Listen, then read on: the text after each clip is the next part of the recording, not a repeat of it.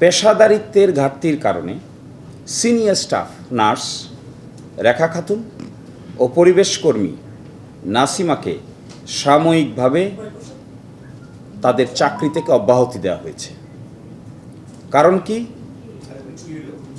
কারণ হলো ঘটনার দিন 27 মে 2026 তারিখে ডিউটিকালীন সময়ে একজন অভিভাবকের অনুরোধে ওয়ার্ডের এসি 1 ঘন্টার জন্য সম্পূর্ণ বন্ধ রাখা এবং পরবর্তীতে নবজাতকের শারীরিক অবস্থার অবনতি ঘটলে কর্তব্যরত সিনিয়র স্টাফ নার্স রেখা খাতুন ও পরিবেশকর্মী নাসিমা কর্তৃক দ্রুত সাড়া না দেওয়া এবং পরিস্থিতি নিয়ন্ত্রণে পেশাদারিত্বের ঘাটতি পরিলক্ষিত হয়েছে। অ্যাকর্ডিংলি আদ্দিন হাসপাতাল তাদেরকে চাকরি থেকে সাময়িকভাবে সরিয়ে দিয়েছে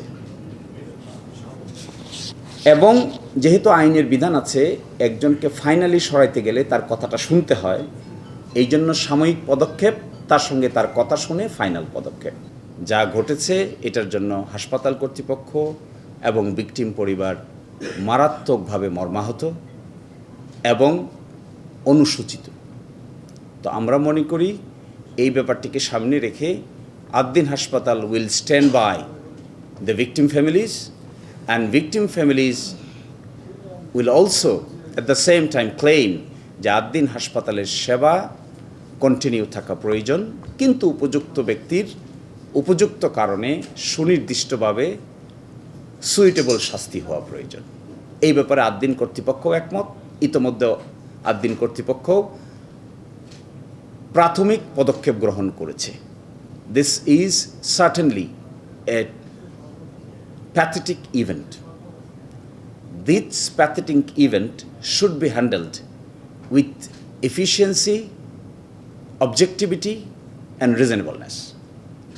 And the authority of Addin and the victim families, they agreed, yes, this is a pathetic event. We all should continue and handle this issue with utmost sincerity, with all respect to each and every family, and at the end of the day, to the humankind.